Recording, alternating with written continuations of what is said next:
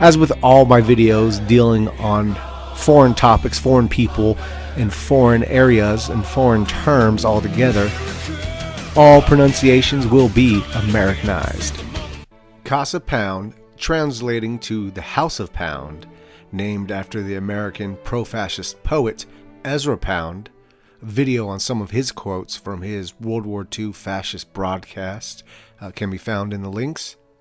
CasaPound is a relatively new attempt, largely within the last decade, by the Italians to resurrect third position ideology in their country.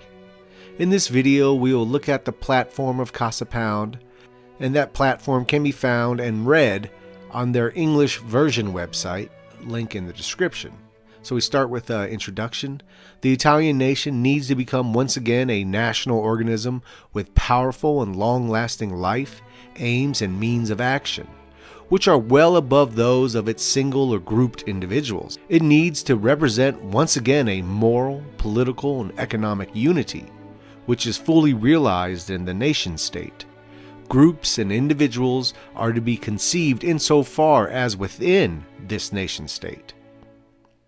We require a state that is ethical, organic, inclusive, a spiritual guide and point of reference for the national community. A state that is once more a spiritual and moral entity.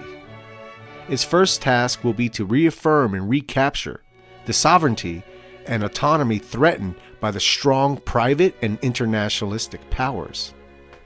We want a free and strong Italy, free from tutelage, master of all its energies, aimed towards its future. A social and national Italy according to the vision enshrined in the Italian Risorgimento, which was their national concept gaining ground in the 19th century, early 19th century. In Futurism, in Manzini, Corradini, D'Annunzio, Gentile, Pavellini, and Mussolini. We consider our enemy and that of the nation all that places private interest before the common good. Every individualistic and oligarchic conception of the state, all that leads to defacement of its people and its culture, all that is enemy of its structure and essence. We consider our friend and that of the nation everyone who operates in the interest of the Italian people and who takes to heart its destiny, beauty, and social dignity. Due to its history and for its destiny, Italy has once again to exercise the avant-garde function in a sovereign Europe, united, independent, pacified, and pacifying. Let's get into the 18-point platform they've laid out. Number 1, for public control of banks. The issuing of currency has been snatched away from the national community to favor private groups that dispossess the public good with controlled privations, keep citizens under usury, destroy savings, multiply debt, and wreck the social state.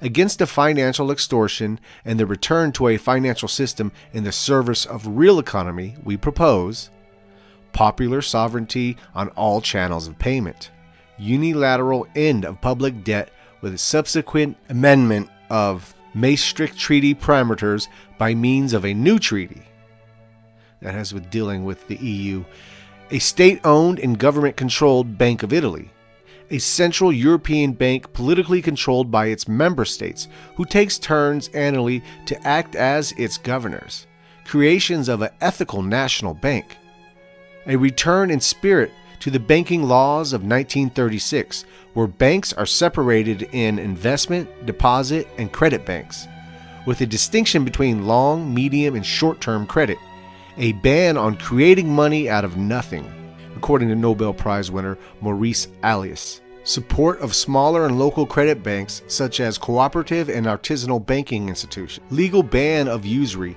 inasmuch perceived as a crime against the national community, strict control of financial derivative trade responsible for the financial crisis, ban on derivatives exchange concerning government bonds and bonds issued by public companies, banks of national interest, essential raw materials such as hydrocarbons and food product, ban on all public bodies, communal and regional, to self-fund with bonds on the market, ban on short selling on financial markets, creation of a public rating European society, independent from London City and Wall Street, able to replace completely bodies such as Moody's and Standards & Poor's.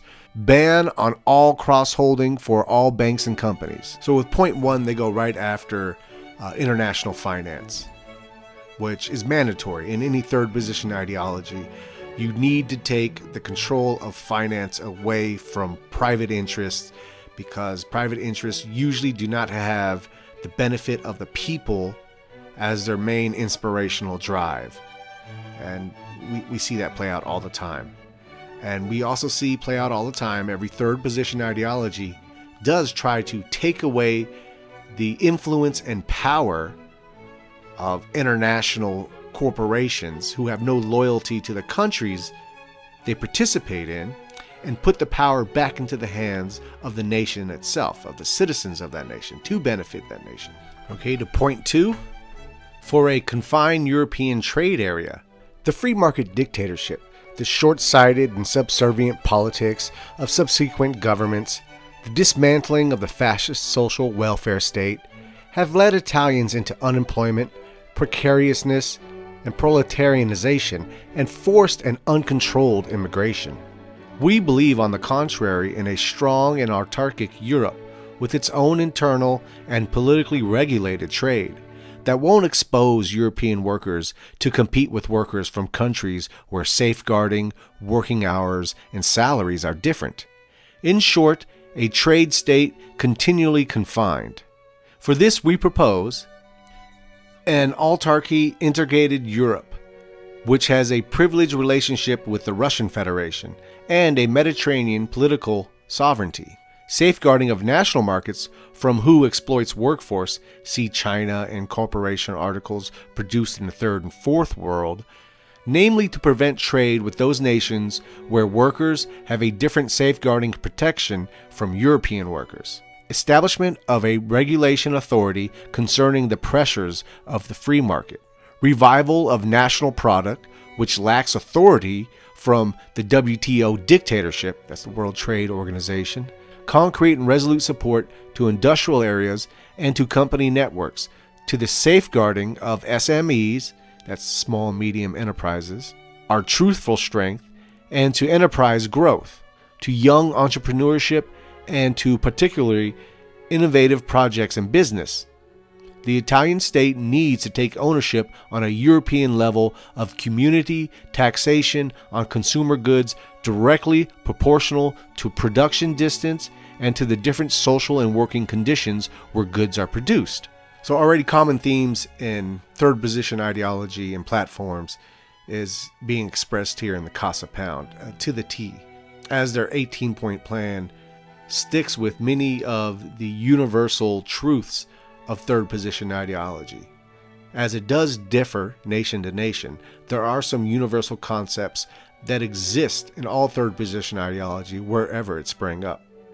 So firstly, they are safeguarding against international finance, and the second point is dealing with the working class, giving the working class some support, the working class being the backbone of any nation, giving them some protection and support from people who would outsource. We go on to number 3, for real diversity development beyond multiracial society.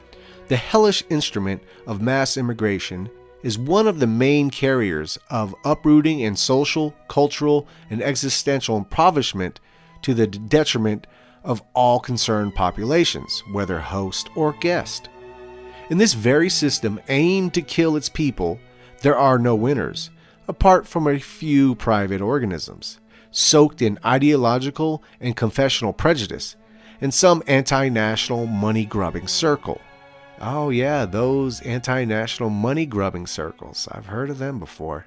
They cause a lot of problems. Immigrants indeed are a resource only for progressive parties and for Catholic societies such as Caritas.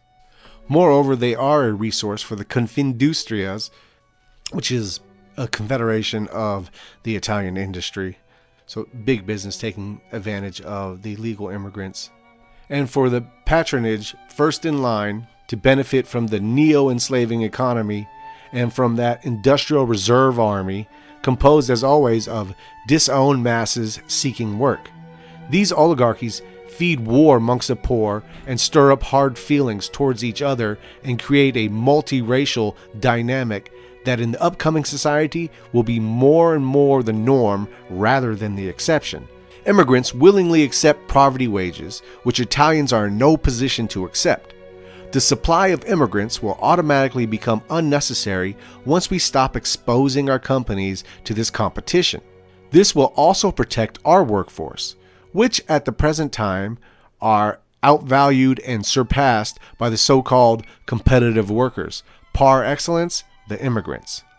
Against the hellish circles of a multiracial society, we propose the removal of the causes of immigration by means of blocking of immigration tide, cooperation with extra-European economic areas devoted to their development and independence from multinationals, support of all extra-European identitarian movements that favor the rooting and resettlement of autochthonous populations, cessation of the Schengen Agreement, and ratification of a new treaty to regulate freedom of movement within the EU according to stricter social, economic, political, and cultural criteria. And the Schengen Agreement basically stops all border checks within the EU, essentially trying to create a United States like in America, which will, without even foreign migration, just simply within Europe, lead to a blanding down of the different ethnicities and cultures that currently exist in Europe. The establishment of a controlling body to oversee there won't be favoritism in those social areas hit by the immigration wave. Merciless battle with slave traders and their accomplices. Blocking of funds to parasitic associations that, behind the hospitality policy, conceal their own economic, religious, or ideological interests. Abolition of identification and expulsion centers in regards to illegal aliens' repatriation. Permits and authorization withdrawal from those who prey on immigrants without resident permit, thereby increasing the misery, unemployment, and precariousness of Italians.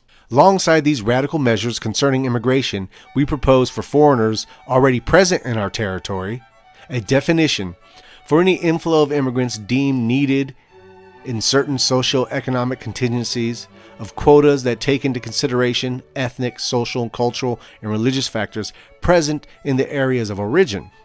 A stipulation made by the Italian state of various concordati agreements, deed of arrangements, with non-native religious bodies present in Italy, considered by the state the most significant as to establish rights and duties of different churches. So number 3, dealing with immigration. Once again, which is not only looking out for the cultural impact that it has on a nation, but also on the impact on the working class. You often see pseudo-parliamentary type socialists, Democrat socialists, proclaiming themselves to be champions of the working class while advocating open borders, which obviously is an oxymoron. You can't be for the working class of your country and for open borders at the same time. Number 4, for employment as social duty. Employment needs to be the foundation of the state and its primary objective, whether manual, technical, intellectual, or any other form. The state needs to guarantee private property as a consequence of work and individual saving and consolidation of human personality. This private property, however, should not become cause of disintegration of the physical and moral personality of other men through the abuse by others of their work. In national economy, all that in size and function passes from individual to collective interest belongs to the sphere of action enshrined in the state. Production as a whole needs to become unified from a national point of view as its objectives that are encapsulated in the welfare of individuals and the development of national power. Against unemployment, precariousness, and exploitation, we propose abolition of laws that favor precariousness and the so-called flexibility, word used to denote the absolute power of capital over workforce, and the reinforcement of apprenticeship law with a respective trial period as sole mean to access the world of employment. A new comprehensive labor law that sees permanent contract as the foundational work relationship, allowing other type of contracts only as exceptions and only for a brief amount of time determined by law. Preservation and effective enforcement of Article 41 of the Italian Constitution. And that is, private economic initiative is free. It cannot be conducted in conflict with public weal or in such a manner that it could damage safety, liberty, and human dignity. And the law determines appropriate planning and controls so that public and private economic activity is given direction and coordinated to social objectives. The abolition of such law, as requested widely, would mean to be subject to a turbo-capitalistic business concept. Effective enforcement of Article 39, that sees a registration requirement for trade unions to enter into a collective working contract with binding force for all parties involved, trade unions that are represented proportionally by numbers of members. Protection policies for Italian workers to avoid that they are exposed to competition with exploited slave workers in foreign countries that do not benefit from the same safeguarding. 8-hour days, pension, maternity, etc., or to the competition with immigrant workers forced to accept minimum wages or work on the black market. Cultural reevaluation of manual work in need of increased remuneration with added guarantees on the workplace, with less years to retirement and less weekly working hours. Cultural reestablishment of the humanism of work, according to the foundational inspiration of Giovanni Gentile. For all businesses with more than 50 workers, we propose, in the case of bankruptcy and mass layoff of more than a third of its employees, a preemptive mandatory appeal against a decision in favor of a socialization of the company with subsequent interruption of legal procedures and introduction of criminal sanctions for the employer who plans to move his business abroad. For the above-mentioned cases, we propose the creation of a socialization fund for business in financial trouble, set up regionally to help in the first 2 years of its socialization, with a supply of funding necessary to recover business productivity. Funding will stop after a 2-year period. During this period, exemptions from National Collective Work Agreement are allowed, safeguarding minimum wages. So yet another protection on the working class, especially if a business is trying to outsource, they're penalized. And if a business is going under, the state steps in, as they say, a 2-year period of socialization where they try to get the business back on its feet, keeping the people working. And maybe the business does get back on its feet thanks to the help, or maybe it doesn't. But in that period, the workers are given time to find new work instead of just being thrown out into the unemployment line. All right, number 5 now, for the safeguard of common resource and strategic industries. An ethical understanding of the state envisages a founding core of common goods not available to the market. Privatization, or rather financial dispossessions on behalf of private groups, cannot cannibalize also vital goods such as water, energy, and natural resources, and strategic industries such as defense, aerospace, chemical, and IT. These resources are property of the state that will be able to manage them in order to guarantee maximum efficiency, diverting resulting profits into building and maintenance of welfare, development, education, and public research. Against total control of our own vital functions, we propose nationalization of energy, telecommunication, and transport sectors, nationalization of all natural resources, water, gas, etc., and their distribution, redefining the mission of public companies from a social point of view rather than merely from a business one and as national support. So often with third position economics and ideology, it's a mix between nationalization and private business. Of course, natural resources are going to be nationalized. Of course, institutions like energy and transportation sectors are going to be nationalized. But most importantly, and what the capitalist either doesn't care about or doesn't seem to get, as same with the libertarian and the anarcho-capitalist and whatever other form of individual political philosophies there are, is, and I think one of the most important things pointed out, is the redefining of the mission of public companies from a social point of view rather than merely from a business one. Meaning, typically with capitalism, individualism, the goal, the philosophy of capitalism at its root is pursuing capital. The only ethics in capitalism, in the free market, is if it sells, it is good. If it doesn't sell, it is bad. Now, doesn't matter if it gets you fat, doesn't matter if it leads down the road to cancer, doesn't matter if they're feeding off your vices with pornography or gluttony, forms of sloth and laziness, etc., etc., etc. Does any of that matter? No, of course not. Look at your modern society. Of course it doesn't matter. Sex is everywhere to sell. Humor is everywhere to sell.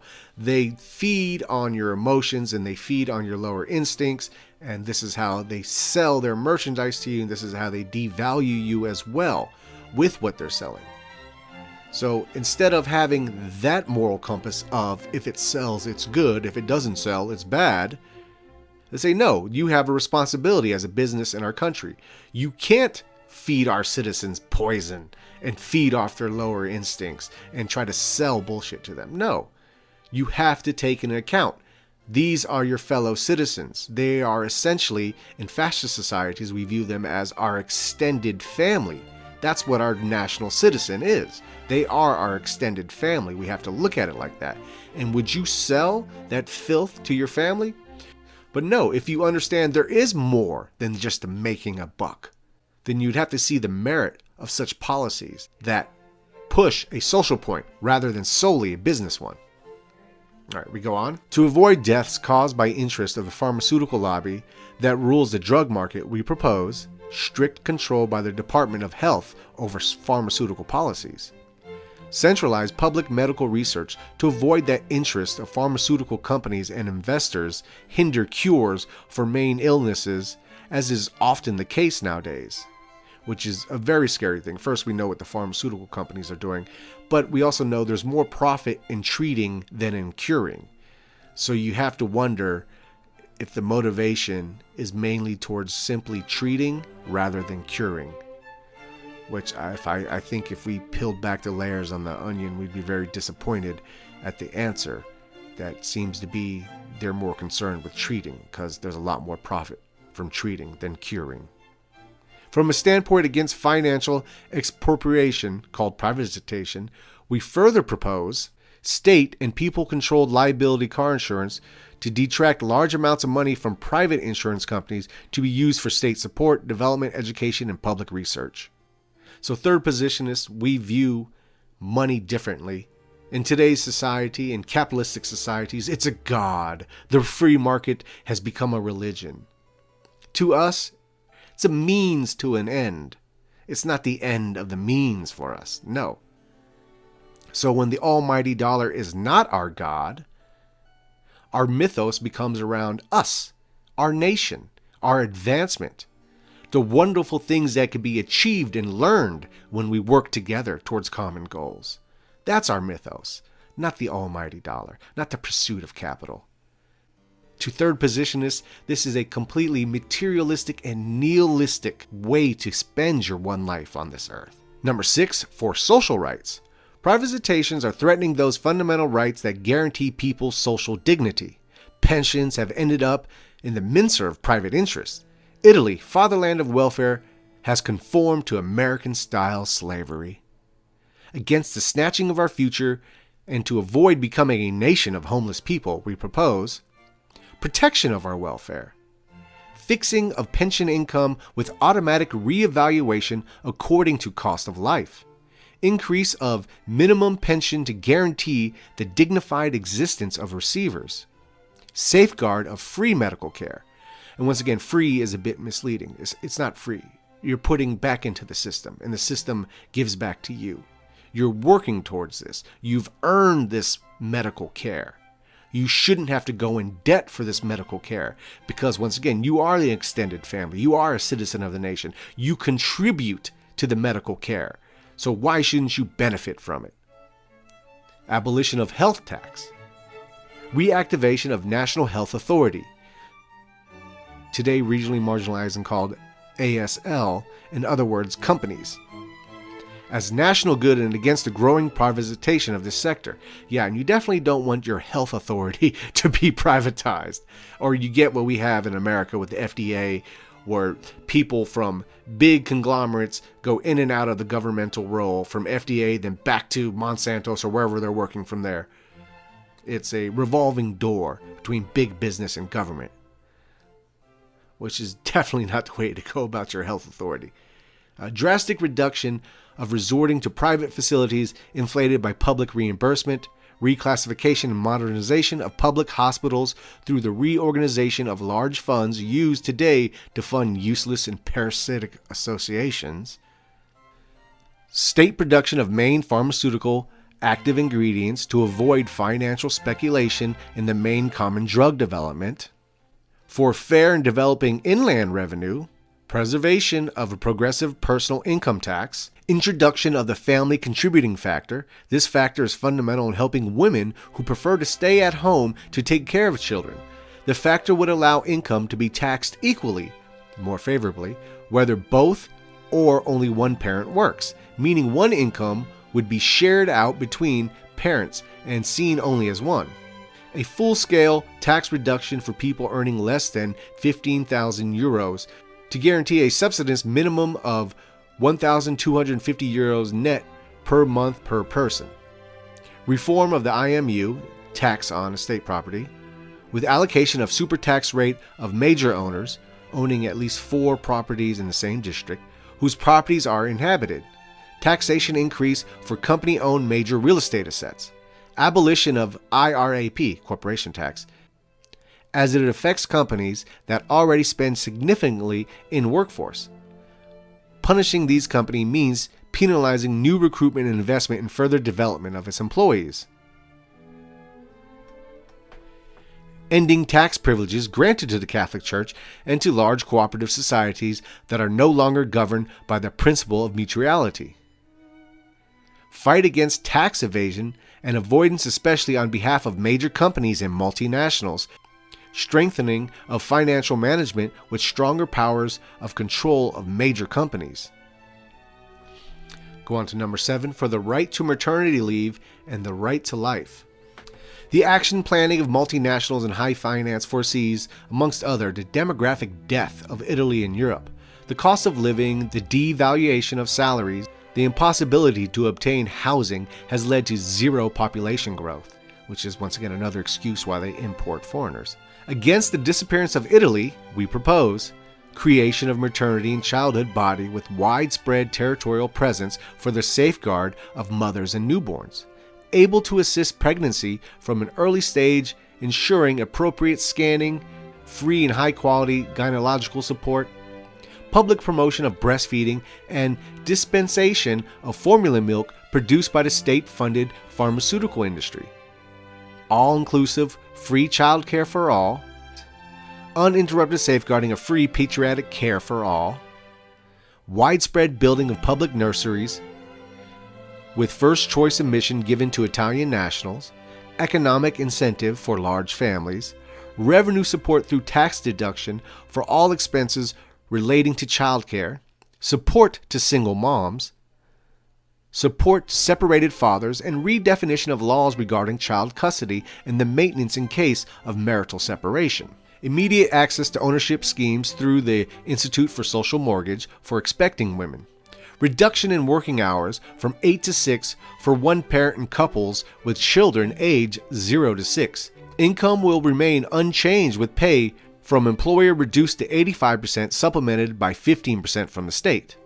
And we've seen this play out in third position ideology in the past, especially in National Socialist Germany and in Fascist Italy, when their birth rates rose underneath fascism as they were declining in the parliamentary democracies or the parliamentary monarchy that existed in Italy, and like the parliamentary democracy, the Weimar Republic in Germany. We saw birth rates declining, and we see that currently in the West. And like I was saying, this is why they use the excuse of importation of foreigners. But under third position policies, birth rates raise. And you can see why when they do laws like these, where they pass statutes like these, and of course these are motivated from fascist Italy and National Socialist Germany because we saw it worked. I would recommend people check out the video I did on Nazi economy, where it points that out as well, where the birth rates rose. So we see so far, up to point 8, they put a spotlight on international finance, put them in check, secure your working population, protect them, nationalize major industries so private corporations aren't taking the citizen for granted, whether it be for water, electricity, or whatever else. Nationalized healthcare, protection for not only families, but for single mothers as well, or single fathers. And a large part of these platforms are built around helping out the backbone of the society, which is the working class. And this is why I firmly believed that even to this day, most people are fascists, they are just not aware of it yet. And it is the duty of fascists, of actual believing fanatical fascists, to be like Jehovah's Witnesses, where you're trying to spread the good word of fascism everywhere you go, where you're trying to convert people from their lost political philosophies into a true working political philosophy. That is the third position. It is an idea that catches on like wildfire when enough people hear it. All right, so let's continue on. Number 8, for energy sovereignty. National sovereignty can't exist without energy sovereignty. It is paramount to launch a national energy program that will make Italy energy independent, saving billions of euros that we spend today buying from abroad, highly polluting and rapidly depleting fossil fuels. As everything is energy dependent, home, health, progress, welfare, education, pension, work, children, etc. Without energy, with little energy, with bad energy, we will collapse in the miserable condition from which poor and unlucky countries are desperately trying to emerge. Against national submission, we propose nationalization of electric energy from production to distribution, return to thermonuclear energy, concrete and resolute funding for clean, renewable energy, biomass, solar, wind, nuclear fusion, concrete and resolute public funding on research on hydrogen, fuel cells, non-silicious photovoltaic cells, feasible studies on the introduction of biofuels. Number 9, for home ownership rights through social mortgage. Against the forced proletarianization, against bank loan usury, against loan sharking of obligated rent, against building speculation and the arbitrary power of selected number of builders, all residents are to live in properties they own. Against a future as homeless, we propose construction on behalf of the state on public lands of houses and neighborhoods to be sold at fair price to struggling families with monthly installments that won't exceed a fifth of their income, avoiding the tightening of the noose of the banking system. Public construction sector, Ventinio style, referring to the fascist 20 years of government, that wipes out pseudo-architectonic Soviet-style horrors off of our cities built by Christian Democrats and communist architects, with the sole purpose to mortify human beings, creating ghettos and unrest. Social secularization, in other words, homes controlled by public housing associations, to be sold solely to tenants at a fair price, granting them all rents paid over the years as purchase credits.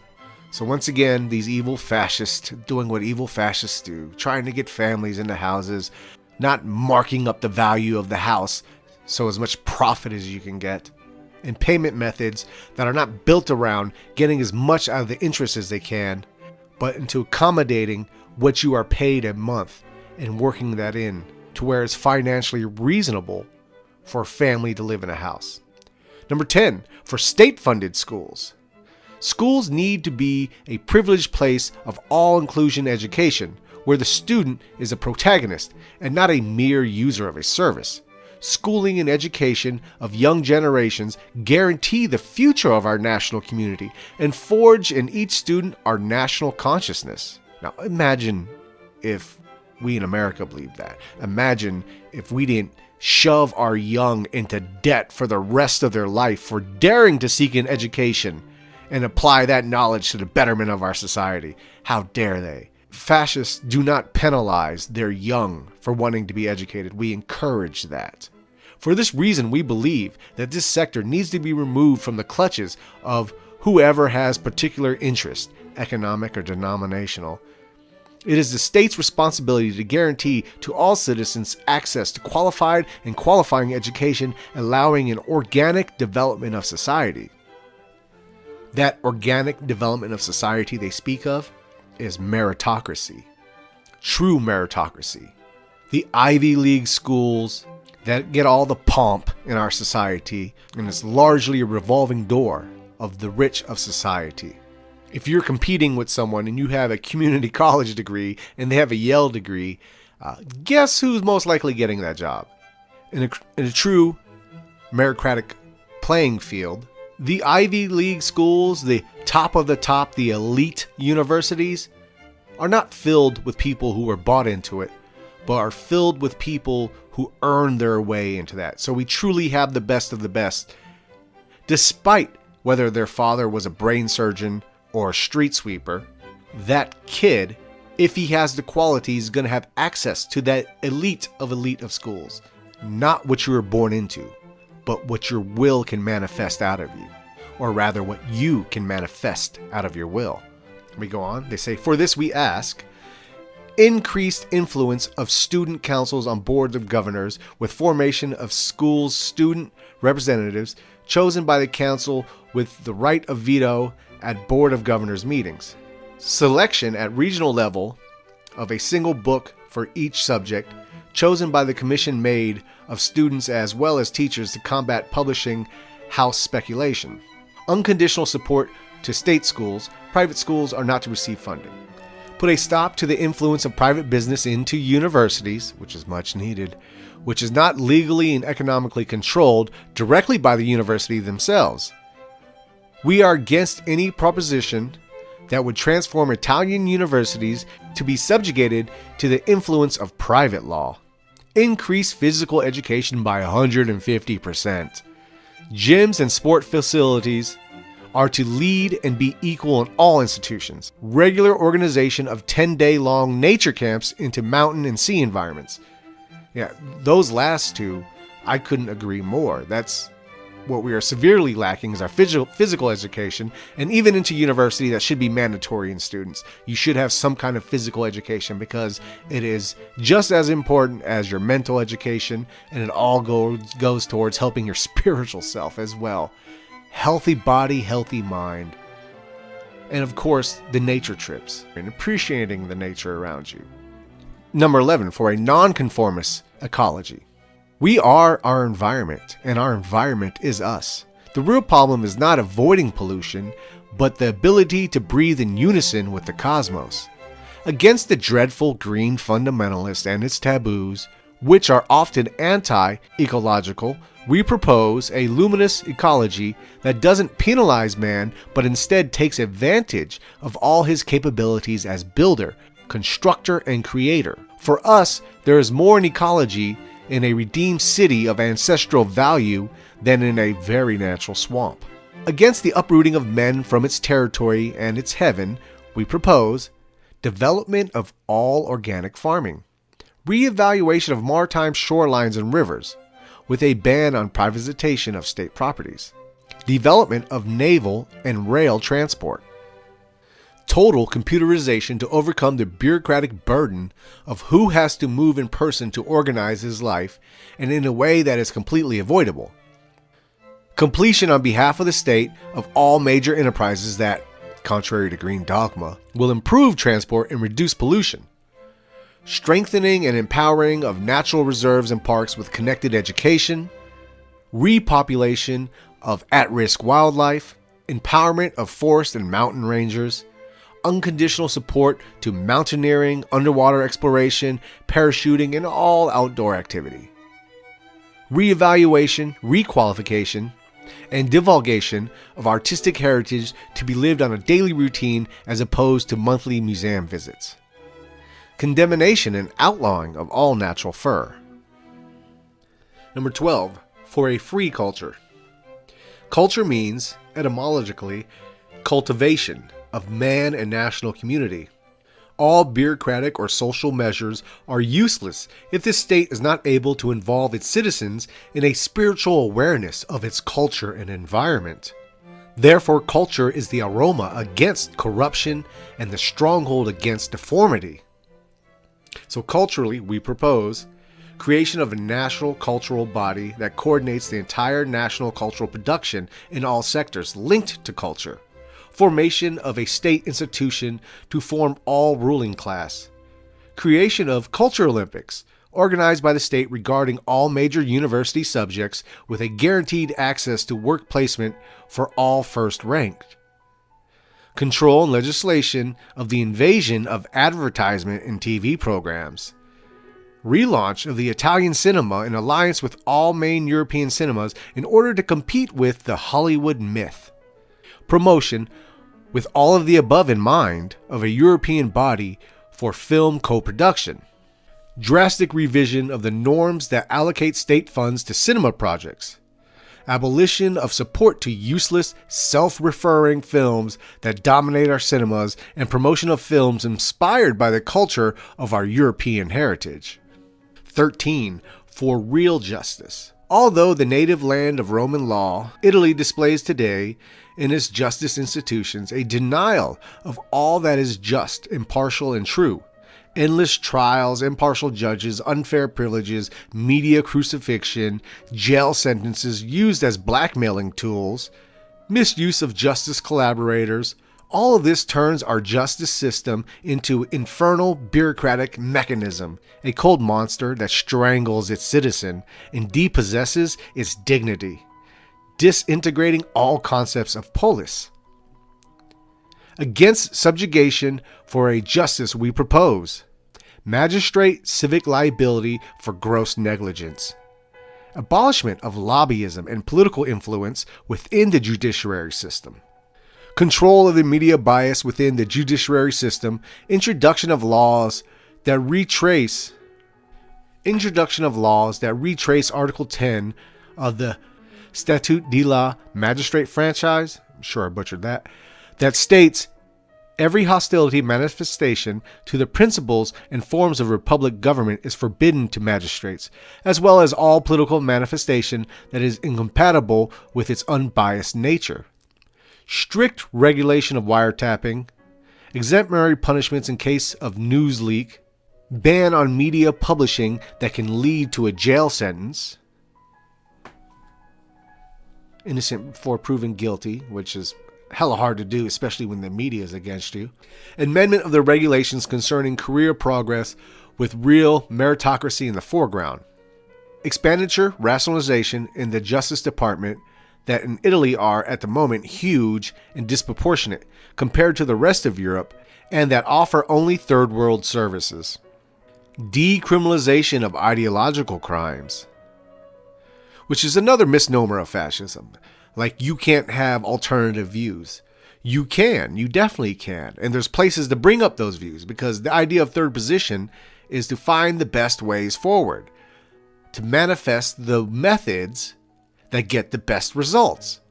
And usually you're going to get the best results when you have a healthy, educated people that are satisfied with their environment, not feeling like they're under the heel of a tyrant. So room is always open for debate. What room is not open for is subversion. There is a fine line. So yes, of course, decriminalization of ideological crimes. We want debate. We want the best ideas out there. But we also don't want to spin our wheels in the mud 50 years trying to figure out which path to take. Thought and action.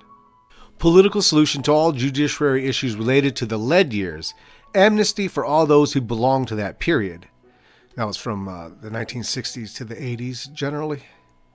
Number 14, for the defense of our national sovereignty. Italy belongs to the Atlantic Alliance. This is a consequence of World War II outcome and the long Cold War. The latter has ceased to exist since the collapse of the Berlin Wall and the implosion of Soviet communism.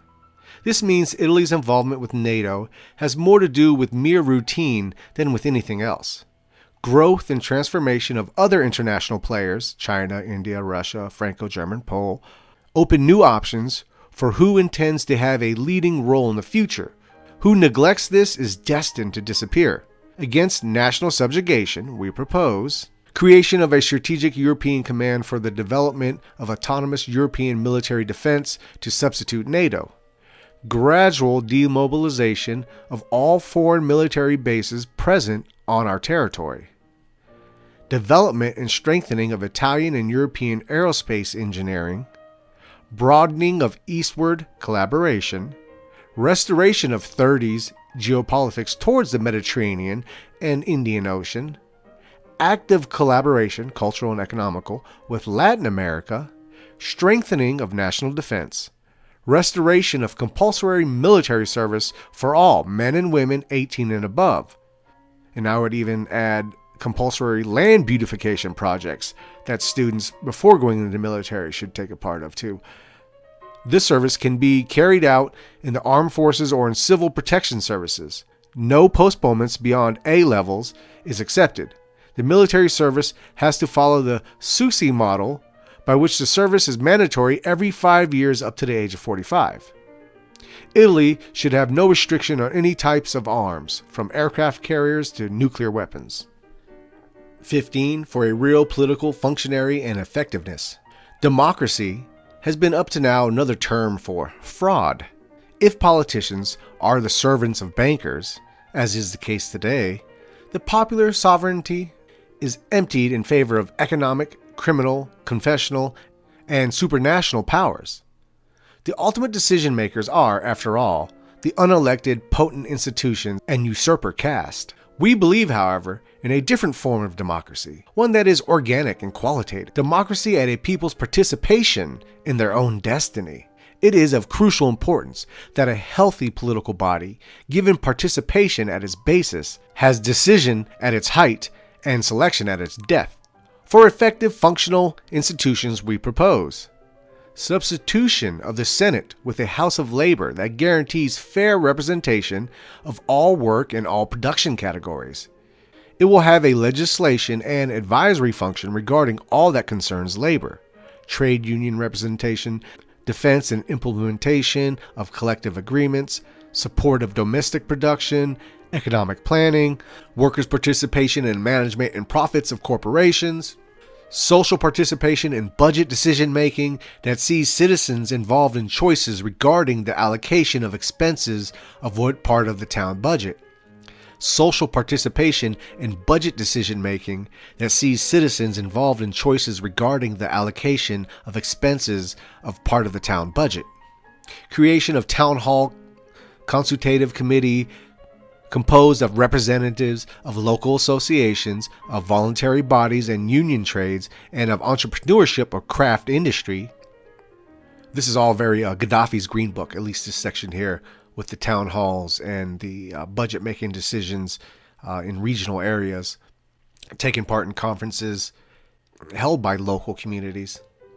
Determination of age limit for the right to vote and the right to be elected set at 18. Implementation of electronic means to deal with administrative matters that are cost-free and do not require human intercession. Number 16. For a real implementation of the Constitution. The distance and time of men and parties that gave birth to the Constitution of the Italian Republic shouldn't induce us to underestimate what in it expressed advanced social visions that were influenced by previous historical experience. For this reason, CasaPound requires that the immediate application of Article 46 of the Constitution of the Italian Republic, in order to economically and socially elevate labor in harmony with the needs of production, the Republic recognizes the rights of workers to collaborate within the limits established by the law in the management of enterprises. At the same time, CasaPound requests that Italy's social legislation be kept up to date with the ideas expressed in Article 1, Italy is a republic founded on work. Article 4, the Republic recognizes the right of all citizens to work and promote conditions which will make this right effective.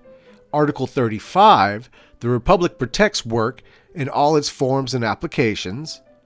Article 36, Workers have the right to wages in proportion to the quantity and quality of their work, and in all cases sufficient to ensure them and their families a free and dignified existence. And Article 37. Working women have the same rights and, for equal work, the same wages as working men. Of the Constitution. And in the same fashion, we oppose to all attempts to suppress Articles 41, 42, and 43, in which is stated that private economic enterprises and private property is given direction and coordinated to social objectives, and it may be expropriated by the state for purpose of general utility which relate to essential public services. All these articles are routinely violated by the petty anti-fascist and anti-social Italy that prides itself with the word Constitution. 17. For a sovereign authority against police state. Our notion of authority has nothing to do with a police state. A sovereign and organic state has no need to impose itself through legalized tyranny of state officials. The violence that daily spills onto our streets, prisons, and stadiums are symptoms of weakness and not strength on behalf of the state. Particularly shameful in this sense is that creeping death penalty that is represented by prison suicides.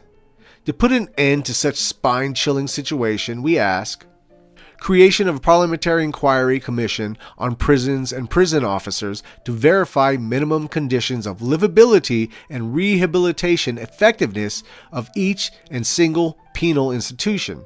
Building of urgently needed new functional detention centers where prisoners can live with dignity, and closing down of the dilapidated, unlivable ones. To draft a code of ethics, which is legally binding for all law enforcement officers. Introduction of a specific anti-torture legislation concerning behavior of law enforcement officers in the prisons and army barracks. Compulsory wearing of individual badge numbers well visible on helmets or uniforms of riot police in order to better identify possible responsible of all abuses. So yeah, there's that fascist police state you're always hearing about, that totalitarian police state that has every citizen under heel and in fear of saying the wrong thing. They might be gassed right away. Okay, now lastly, we go to point 18 for a politics in the spirit of national sobriety. The notable and imperative policy of social justice that needs to operate in a state worthy of its name will inevitably be costly. Hence the vital necessity to rigorously contain expenses in a spirit of frugality and sobriety that should be free from unpopular sentiment that often comes with such policies. Following is a list of possible measures to recover funds to implement social policies. So, yeah, they're saying, this is usually the part where the individual will have complaints like, how do you pay for all this? How do you pay for all this? Well, if you are to have, once again, it is giving in and getting from the state, it is being a part of it. So, of course, if you're going to reap the benefits of, let's say, the first 17 points laid out, you're going to have to put into it. And that's what they're talking about here, methods of putting into it to get from it. Significant and methodical fight against tax fraud and evasion. To devolve the 8 per 1,000 for national health, Italian law under which the taxpayer can choose to devolve a compulsory 0.8% from their annual income tax return between an organized religion or a social assistance scheme. Cutting of all contributions to private schools in accordance with Article 33, third comma of the Constitution. Reorganization of subsidies to families, public bodies, and business.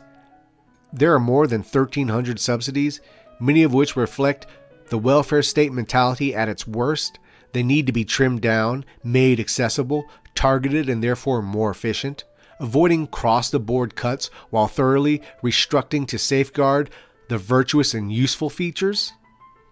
Reorganization of subsidiaries and the local public authorities involved by drafting a public service mission that will grant service priority to citizens, reduce exposure to debt, streamline organizational procedures, and render them partially independent from the related authorities.